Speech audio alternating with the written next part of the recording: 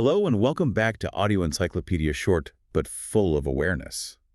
I'm Jake, and it's great to have you here again. Hi, I'm Emma. We're exploring something deeply human, something that connects us all at one point or another. So this episode is called What Exactly Happens to Your Body After a Heartbreak?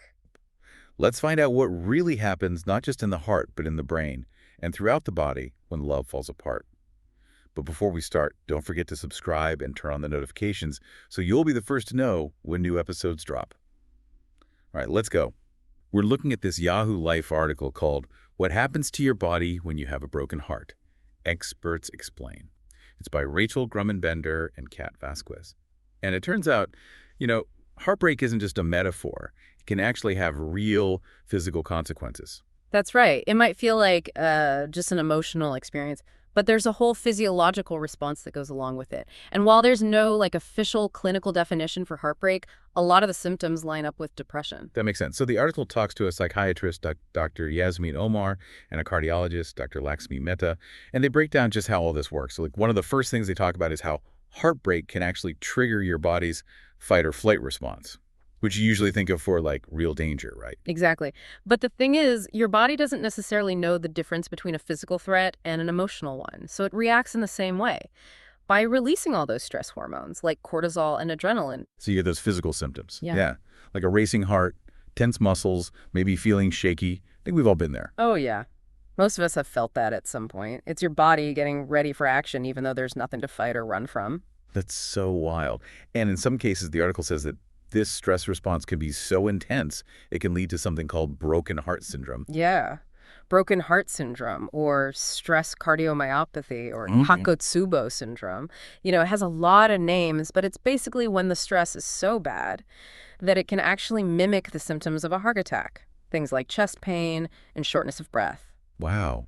So if you're experiencing that after a breakup or any other really stressful event, I guess you should go to the doctor, right? Absolutely. Always better to be safe than sorry.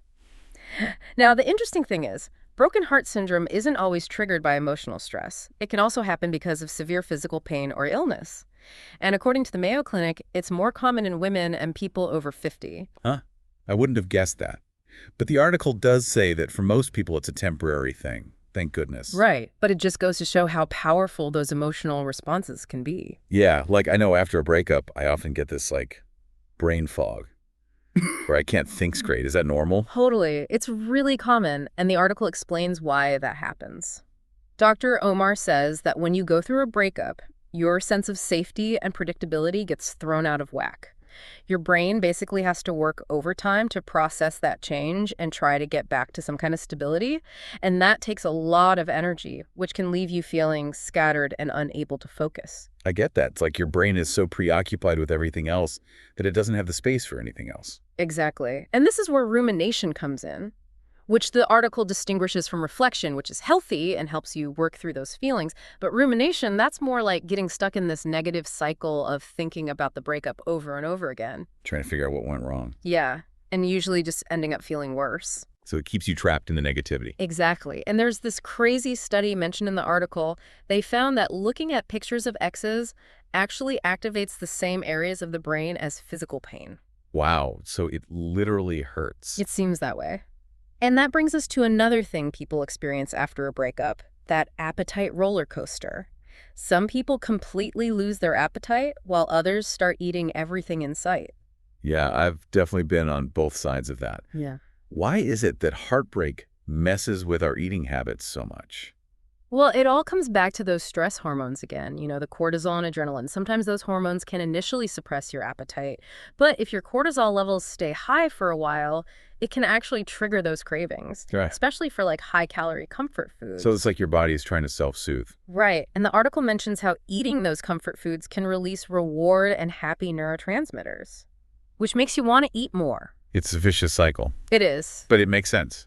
And speaking of physical symptoms, the article also talks about how heartbreak can even affect our breathing. Oh, absolutely. Those stress hormones can really mess with your respiratory system, Yeah. increasing your breathing rate, causing shortness of breath, faster breathing, and in some cases, even panic attacks. So even just breathing can be harder after a breakup. It's like your body is in a constant state of low-grade anxiety, always on high alert. That's why the article emphasizes how important it is to take any new or concerning chest discomfort seriously, especially after a major stressful event. It's like our bodies are trying to tell us something. And it's not just our breathing and heart rate. The article mentions that heartbreak can weaken our immune systems, too. Yeah, that's another common side effect of stress. Those stress hormones can actually reduce the number of lymphocytes in your body. Those are the white blood cells that fight off infection. So basically, when we're heartbroken, we're more likely to get sick. Exactly. It's like your body is putting all its energy into dealing with the emotional stress, leaving you vulnerable to other stuff. It seems like heartbreak really takes a toll. It does. But the good news is, there are things you can do to help yourself heal. The article has some really good advice from Dr. Mehta. I'm all ears.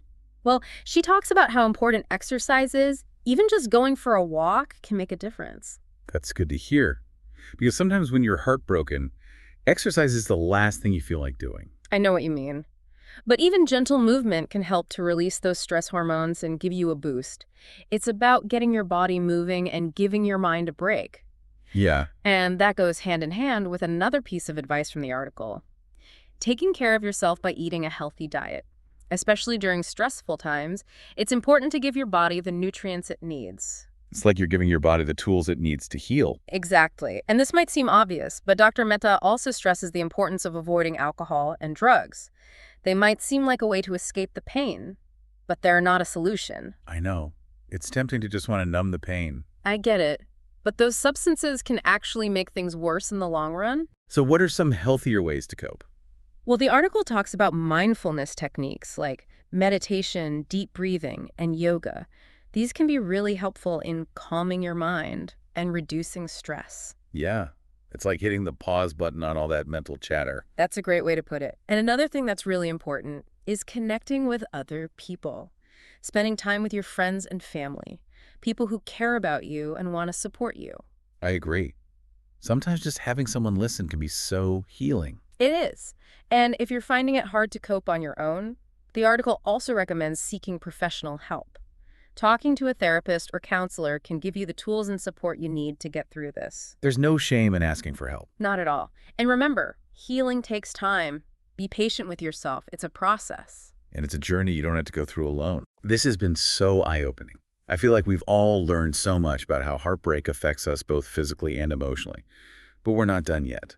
In part 2 of our deep dive, we're going to look at this idea of post-traumatic growth and how even after something as painful as heartbreak, you can actually come out stronger and more resilient than ever before. So stay tuned.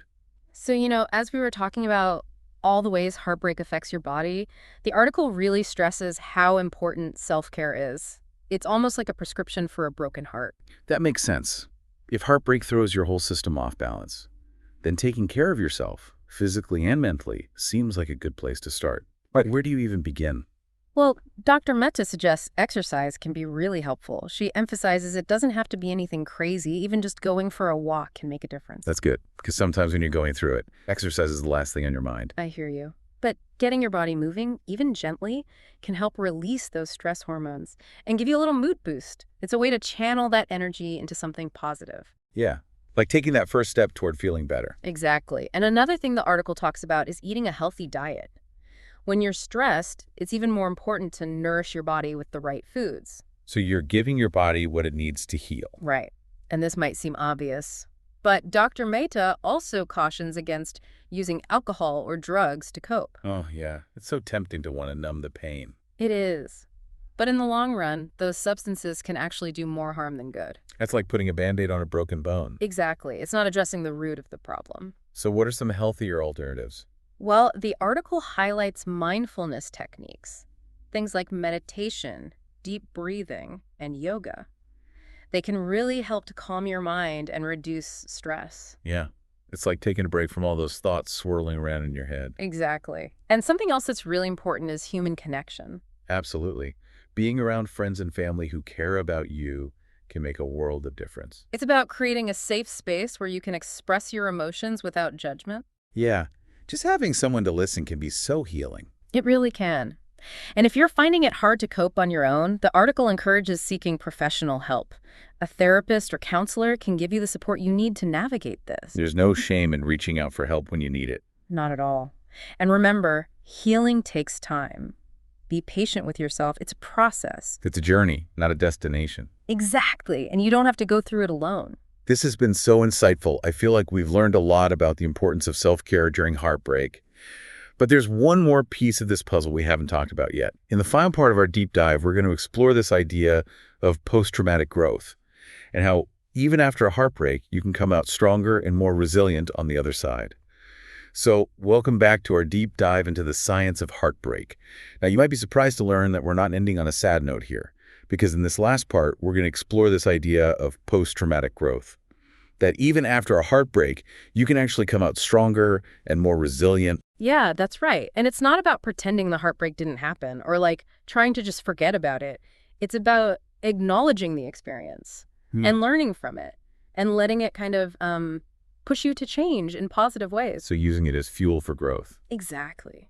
Heartbreak can really shake things up in your life, like your priorities, your values. It can even help you understand yourself better and what you want out of life. Yeah, it's like going through something hard can give you a whole new perspective. Exactly. And that can be so powerful. Like you might find yourself feeling more grateful for the little things or your relationships or even just your own strengths. It's like you've been tested and come out the other side and you realize what really matters. Right. And that strength can show up in other areas of your life too. You might feel more confident, more assertive, more willing to take risks. So heartbreak can be a catalyst for positive change. It really can. But it's important to remember that everyone experiences it differently. And there's no guarantee that everyone will go through post-traumatic growth. That's true. Healing isn't always a straight line. Right. And it's okay if it takes time to get to a place where you can see the good that came out of it.